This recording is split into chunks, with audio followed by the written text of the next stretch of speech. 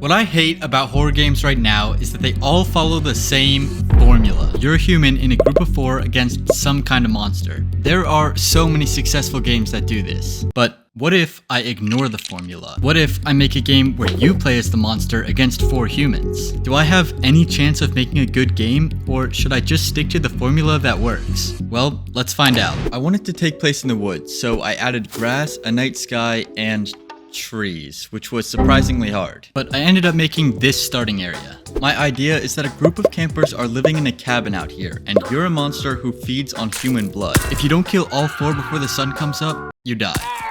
So I grabbed these guys. They're our campers, and I know they look similar, but that's just a coincidence. I promise they're different people. I named them Jerry, Harry, Bob, and Boob.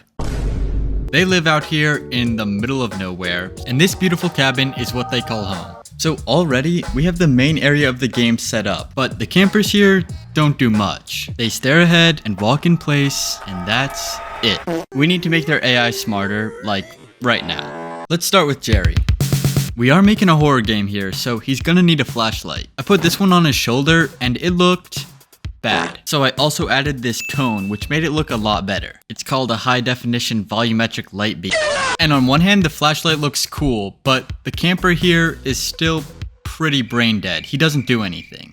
So how do we make him do stuff? Well, I'm glad you asked. I gave each camper 3 modes. They can either be searching for you, hunting for you, or fleeing from you. In searching mode, they just kind of wander around outside. But if they see you, they'll go into fleeing mode and go back inside. I'm gonna add these 2 modes first, but don't worry, we'll add a hunting mode later. But once I finished adding searching and fleeing mode, oh my goodness, this turned out so lame. You're supposed to be some big scary monster, but when he sees you, he just kinda speed walks the other way. It's like they weren't even scared of you, just kind of annoyed. Are you serious, my brother? We need to fix this so that it feels more intense and scary. But how? Well, there's a lot we can do. First of all, I made them run away, and I also added post-processing and fog, which looked super good. But honestly, these are all tiny changes compared to what I did next. We need to turn the player into a monster. What I mean by that is, right now, the player is this invisible being with a camera slapped onto it. So it kind of looks like you're moving around in first person, but this is what's actually happening. We need to make the player look and feel different so that when you're running around, you feel like a monster that they're scared of instead of this. Come on, man. So first, we'll change how the player looks. I started looking online to see if I could find any models. The goal is to find something that fits for the game and preferably less than $1,000, but then I found it.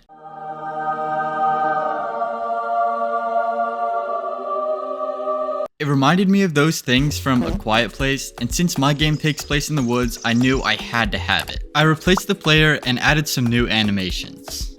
Now in the game, when you look down, you could see your body and shadow. Okay, I realized that that's not that cool. But when you also combine this with sound effects, visual effects, new post-processing, new animations, and camera, just look at the before and after.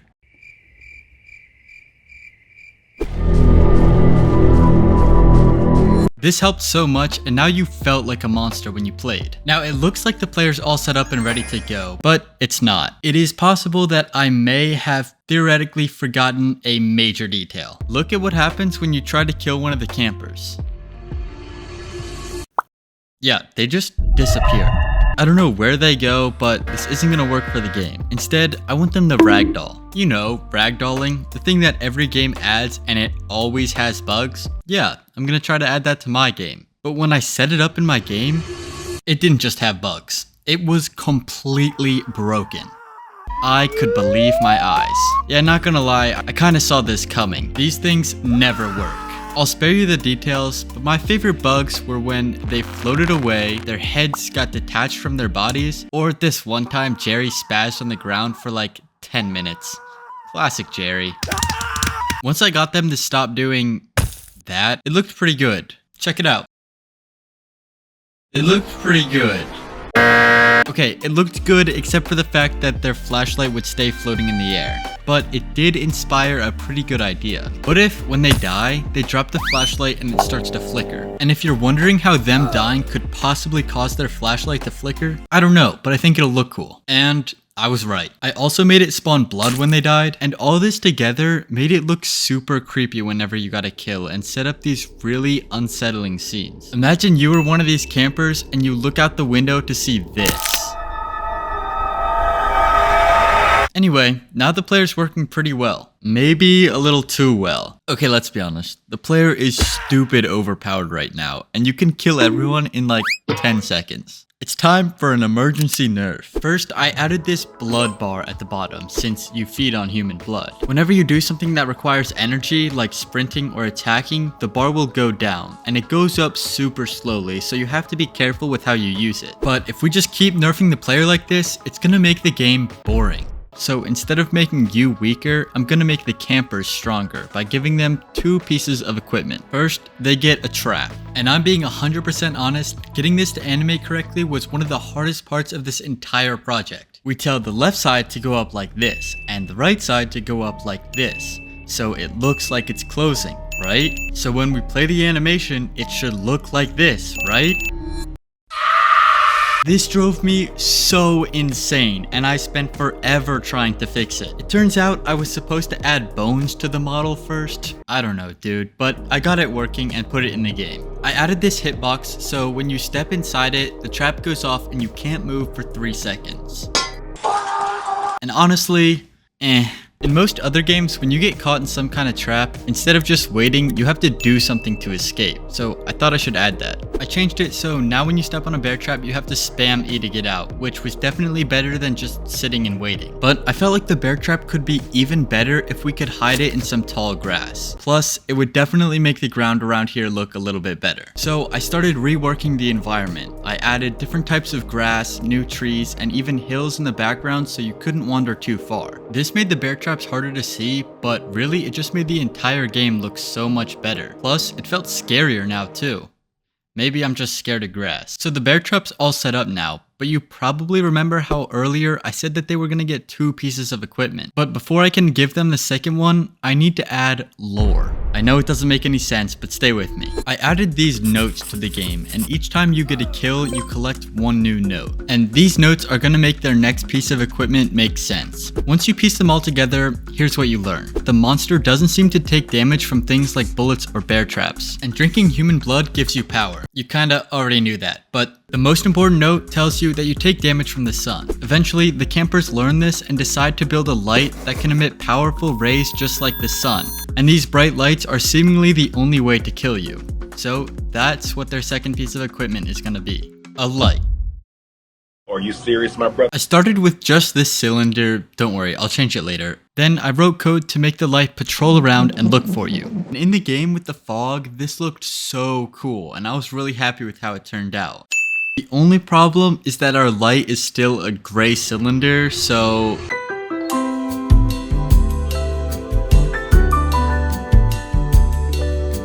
Once I finished, it looked so cool in the game, and the glowing purple circle looked so creepy.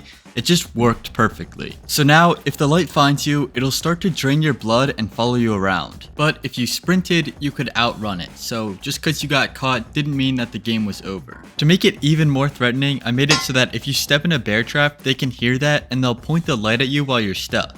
This added a whole new level of strategy because now not only did you have to worry about how much you sprinted, you also had to worry about where you sprinted. And I know it probably seems weird that the light's purple, but that's not for no reason. This wavelength of light can damage your DNA and it's super harmful. And for those of you with eyes, you'll notice that it's purple. Shout out to the writers for the attention to detail and subscribe because I did my research. But once the light was working, the next thing the survivors need is a makeover because...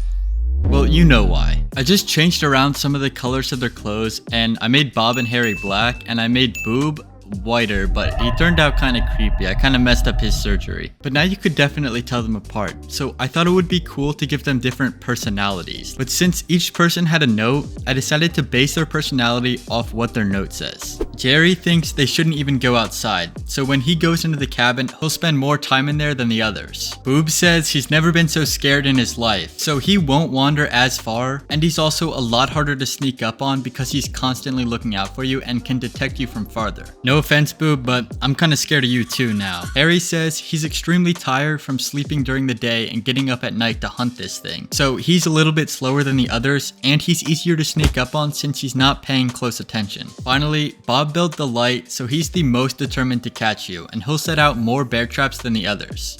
Obviously, these differences are pretty slight, but it was another cool way to differentiate them. With all that set up, I realized the game had one fatal flaw. If you don't kill everyone by morning or run out of blood, nothing happens. But if you get all 4 kills before morning, nothing happens. To fix this, I made it so that when you run out of blood, you die. And at first, I hated this idea, but once it was fully added to the game, I hated it even more. It sucks. If you weren't paying super close attention, you could lose just because you were sprinting. So I quickly made a few tiny changes. Now, instead of your blood going up slowly over time, it doesn't go up at all, but if you get a kill, you can drink blood to make it go up. I also made your screen look different and added text when you run out of blood, so it's totally clear. But most importantly, if this game wants any chance at surviving as a good horror game, instead of the game ending when you run out of blood, the camper should come try to kill you when you run out of blood.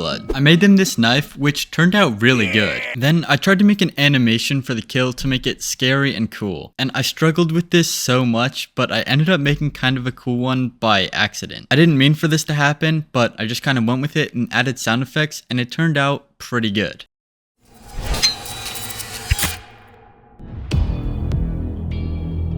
So now when you run out of blood, the campers start chasing you, and it was really cool to go from the one hunting them to the one being hunted, and it made it feel a lot scarier. But with that, the game was finished. Now, to answer the question, did breaking the formula work? Well, I think it made a pretty good game, but it's definitely not as scary as those other horror games. I think breaking the formula was a cool way to make a unique game, but it's probably not the best strategy if you're going for just the scariest game possible. Anyway, if you want to play some of my games, or just connect with the community and see what I'm working on, then join the Discord, the link's in the description. Also, if the player from this game looks familiar, it's the same model I used for when I made a horror game inspired by Among Us, and if you haven't seen that video yet, you should check it out here. Anyway, thank you for watching and please subscribe.